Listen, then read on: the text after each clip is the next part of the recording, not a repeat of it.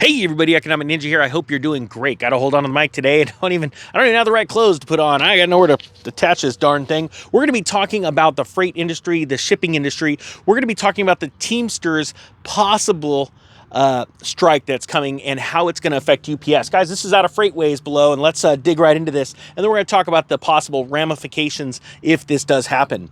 It's out of Freightways, like I said, and it's entitled, "If the Teamsters Union Strikes, Will UPS Close Its Doors?" Ask Waves manager told to cancel PTO for July and August, signaling company will stay open for business. Now, in August of 1997, the Teamsters walked off the job at UPS Inc. in the first non-wildcat strike in the relationship's long history, with an all-Teamsters labor force and no plans to call in replacement workers to deliver goods. UPS shuttered its massive U.S. ground delivery network rather than risk permanently damaging its reputation with customers. The strike lasted 15 days, sending an avalanche of parcel and letter volumes to rival carriers burying their networks, and in many cases causing significant service disruptions. A quarter of a century later, deja vu is rearing its head. Very interesting. You know, something like that back in 1997 caused the company to shutter everything, lasted 15 days, and really wreaked havoc throughout the entire company. And now, if this happens, it would actually be worse because of, sure, there's advancements in technology, but the problem is there is such a deep-seated competition between, in my opinion, UPS and FedEx, and there's other companies out there that are growing too. But right now, to be able to lose market share in this economy, as we are starting to see this total downfall in the economy, that would be catastrophic to a large carrier like UPS. Now it says, under the leadership of General President Sean O'Brien and General Secretary Treasurer Fred Zuckerman, the two hardliners with histories of crossing swords with UPS, the Teamsters have vowed to take 380,000 workers out on strike if a new contract isn't agreed to by August 1st, the day after the current 5-year pact expires. Given the malignancy of both leaders and the perception that organized labor has more leverage in Congress, the White House, and the court of public opinion than at any time in the past 40 years, no one takes the threat lightly. Let me stop there real quick and tell you something that's going a little behind the scenes. I covered a story last week about President Biden bailing out, as of last week, the largest pension bailout in history by our government, which was a Teamsters pension. I have a feeling you are going to start seeing the Teamsters really try and jockey for position when it comes to government money and using the government to help them fight for more wages, higher wages, and better working conditions, right? I'm not arguing that side. That's not my job. My job is to show you the possible ramifications if this happens, okay? So let's keep going. Now it says in 1997, UPS didn't have robust contingencies in place to manage such a vast and complex network without its drivers, loaders, and other union personnel. It also underestimated the resolve of then Teamsters boss Ron Carey to pull its members off the job, even if it meant rejecting UPS's best and final offer, much to the company's shock.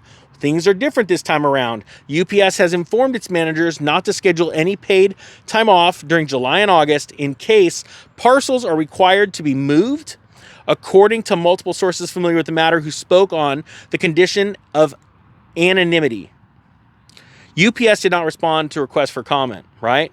Now it says the move sends a clear signal that UPS, under CEO Carol B. Tomei, plans to continue operating even if the union goes on strike. Now, let me stop right there again and say that I do not believe that UPS can go on with business as usual if the workers go on strike. Excuse me, I need some water or some coffee. Regardless of the advancements in technology, UPS knows one thing. They need the business, and they need to stay or keep up that constant, continuous shipments that people rely on. today, more than ever, there are other companies that are trying to be the next UPS, like FedEx, right? If FedEx was to lose customers because of a severe disruption and another company could slip in, and what's really interesting because of these time frames, this gives other companies time to plan. If UPS does have to shutter operations, if they are wrong and they have to actually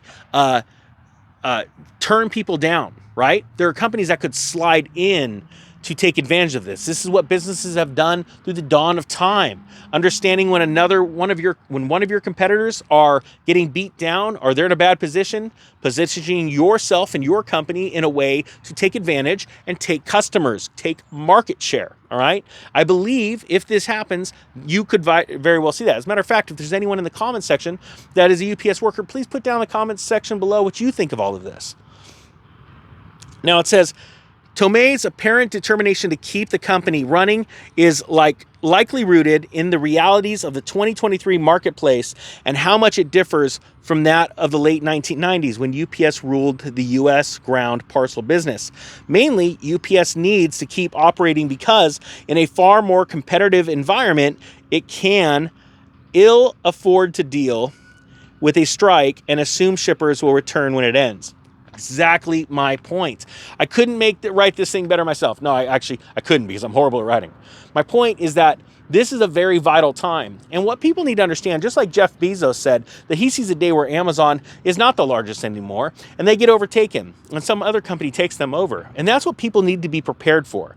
If you're working in a large corporation, you need to understand that your job may not be around in the future because of management decisions that could affect the entire company and your job. And that's why you have to be prepared now to take advantage of not only crashes in the economy where you can buy things cheaply like homes and things like that, stocks.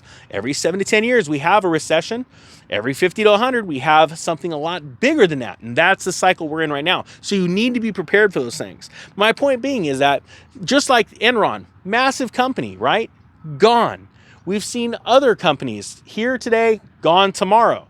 And UPS, in my opinion, will be one of those dominoes that fall. As a matter of fact, in my humble, unprofessional opinion, I could see UPS being taken out because of something like this.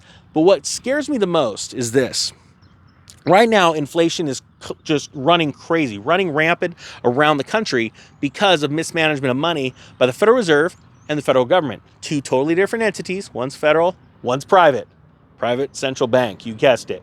Point being is that unions are going to keep ramping up the pressure to ask for more money, and it's going to put a continued strain on companies to go forward and make a profit and stay open. So I wanted to give you guys that idea, so those thoughts. Put down in the comments what you think, and I really appreciate your guys' time. With that being said, the Economic Ninja is out. Is out.